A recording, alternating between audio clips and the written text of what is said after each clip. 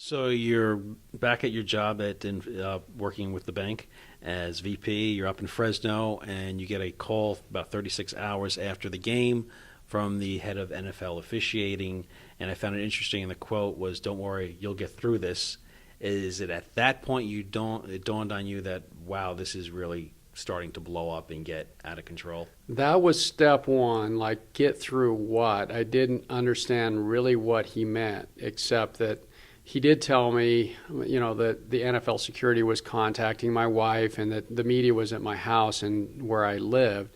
Now, when you say media, there were TV Yes. trucks in front of your wife's house. Oh, yeah. And yeah. you live about 3 hours north of LA, some Yes. small town. Yes. And getting this kind of attention certainly is something that could be scary Yes. to you and your family. Well, yeah, and I wasn't there. It was just my wife and my son. So they had to sort through all that, keep the doors closed, and they weren't dealing with it. And then we had the police involved, and then people where I worked at the bank were going to ask at the bank, so the bank had to deal with security and all that kind of stuff too. So it got really crazy, but that was step one. Then the CEO of my bank sent me an email saying, hey, I hear you're doing a good job for us. I've been through stuff like this. You'll get through it. Had he ever contacted you before? No, Or is this the first time? Negative, never. I've never heard from him before, and really, I don't think since. I sent him a thank you email back, but for the support, but no. That was pretty surreal. So I thought, wow, okay, I just got this phone call from the NFL. I just got this email. And my boss pulled me in before our training session and said, you have a Twitter account? And I said, well, yeah, but I don't really use it. He says, well, do you know who Kim Kardashian is? I said, yeah. And he says, well, you're more popular than she is right now. And that... So Lance Easley, from north of LA in a small little town, Santa Maria, is more popular on Twitter than Kim Kardashian. Yes. So this is beyond the 15 minutes of fame Way anybody would ever want in their Yes. life. So the training that I was there for the bank, there was so much going on. They just said, go back to the hotel and, just deprogram and relax. So I went back to the hotel and turned on the television to see, the morning shows and whatnot. And literally every channel, they were talking about this situation, me by name, where I lived. And it was surreal. Did you want to fight back and say, no, it wasn't like that, this is why? Did you want right away to call up, say, ESPN or somebody else and say, this is what I saw and this is why I decided to do that, instead of having to wait to really speak to the media? There was no really fighting back it was the play happened, the call happened, the NFL reviewed it, it was backed up by replay, so there wasn't... And that's lost on a lot of people if the Yeah. NFL backed up your call. Yeah. That's really lost on a lot of people. So there really wasn't anything for me to say. There's no defense. People were just poking fun at me, the late night comedians, or and then the president and the Romney and them. They were in the campaign mode, and so any topic of the day they could grab hold of and put out there and There make was Lance. their 2 cents. Yeah, so I was a good whipping boy for everybody to say, hey, look, let's. He made a bad call, or he didn't have the experience, and I was even used in political campaign ads as, don't vote for this guy because he'll make bad calls like this guy, which is, there's just no way. You can't fight back at it. And in that morning, at that moment, when I was on every channel and I'd left the film industry, and we're in Studio City right now, I'd left it back in the 80s. And went on hiatus, and I told God, I said, okay, if you ever want me back, it's gonna. And it was like I was in the spotlight. I go, okay, is this a joke? That's kind of how my first impression, Right. And then it was just so overwhelming to have that much attention that it brought me to my knees in my faith, and I just got down and prayed and said, God, I don't know what's going on here, but we'll get through this, and, I'm here. And I shut my phones off and went back to bed because my phones were just ringing constantly, and I said, I'm just going to go sleep. I don't even want to deal with this. What was the worst thing that was said to you on some of the messages, if you could share it? And you can paraphrase. Yeah.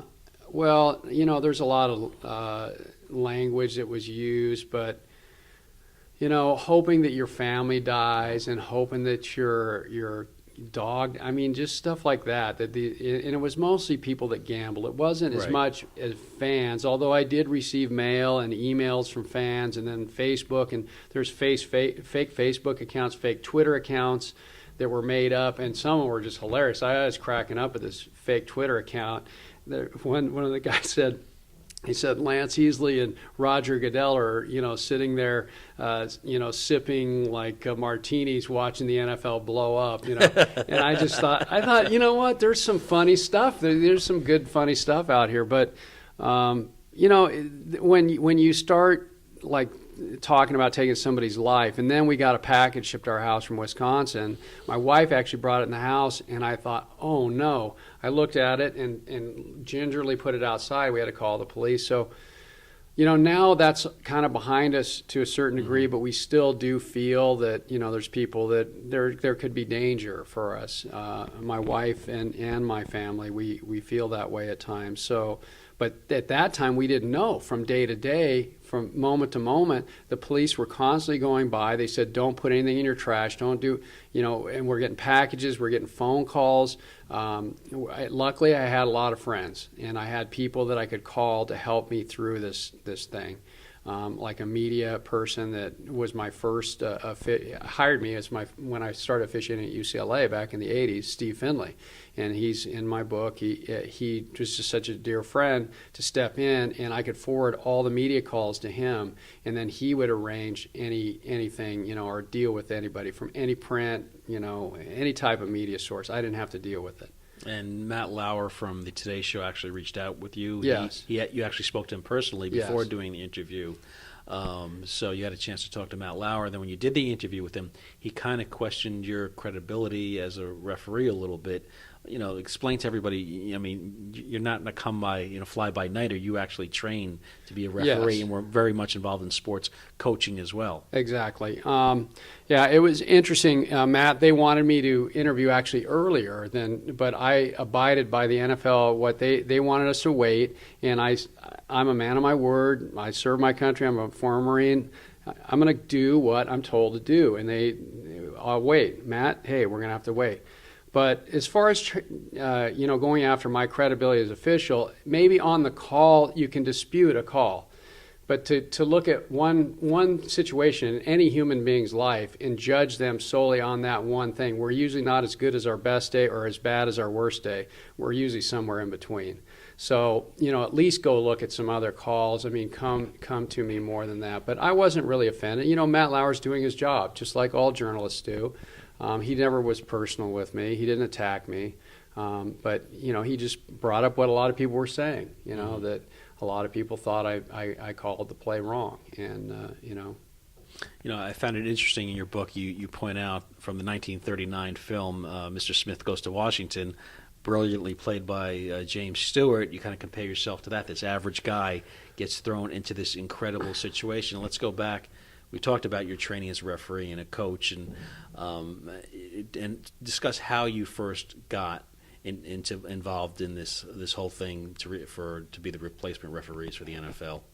Well, it is interesting. I wasn't coaching at the time. I had retired from college, coaching college football when I took a job in banking, and then got hired to do college ball. So I was doing high school and college football and basketball, both sports. So I'm a two-sports guy. I got a question. Why would anybody want to be a referee?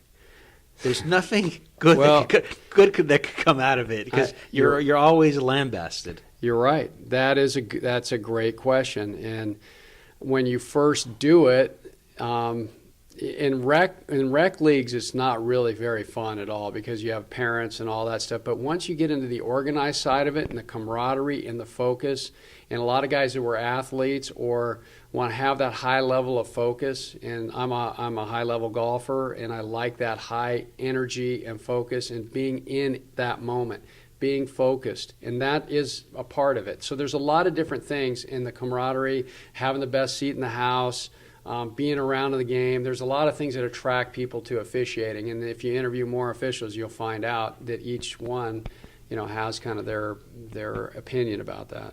And I found it interesting in your book. You pulled quotes from people from Teddy Roosevelt to Martin Luther King. Whose idea was that? I just liked their quotes, and we just added them in at different portions of the story, and then we pulled them out. And my editor, and who was fantastic, and Brock Taney, my co-author, they're brilliant, and they made these little segments in between the chapters called Powerful Words, and they kind of fit the theme of each chapter. So I thought they did a brilliant job with that. It wasn't my idea. And I'll pull one of the quotes here from Martin Luther King. The ultimate measure of a man is not where he stands in moments of comfort, but where he stands at times of challenge and controversy. And that's certainly something that you really have to overcome. And at any point, did this question your faith in mankind and your religion as well?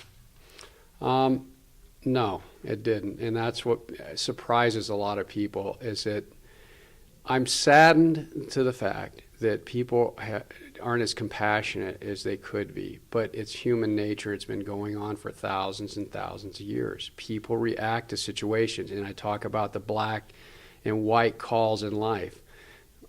Black and white's easy to make, and when something gray and there's no box to put it in, it gets people upset. So it happens to everybody, and we all, you, me, anybody out there, we all have to make decisions in our life every day, and not every decision we make is popular with the people around us, and we still have to stand by those decisions. So a police officer may have to pull somebody over, and the person getting pulled over doesn't like that, right? The parent has to tell their child. A doctor has to go out and tell a wife that her husband may not make it through surgery.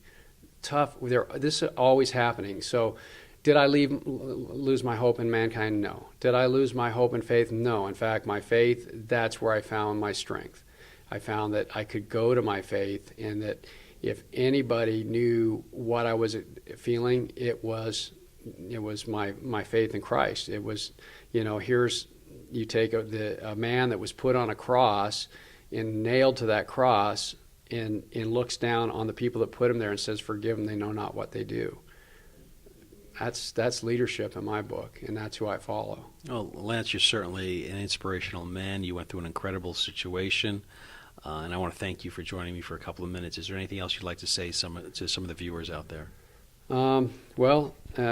If you'd like to see my book, obviously I have a website, lanceeasley.com, where I do inspirational messages, and I do public speaking, and I just hope that people are inspired by my story and touched by it, and that they can learn to have more compassion for people and have that would be nice. Compassion for people. We see it all the day. Nobody respects people enough and has enough compassion for people. Yeah, think about the person where you just go to McDonald's through the drive-thru, and that person's working for minimum wage. Are you in such a hurry you don't even talk to that human being? Do you just overlook them, that other human being that's there? The other thing is, when people do dispute your calls in life, can you have a heart that's forgiving? That's the other major lesson that I learned, that if they knew what I knew, they'd do what I do. And I'm not going to change their mind, and it's only going to affect me negatively if I sit and resent and hate another human being.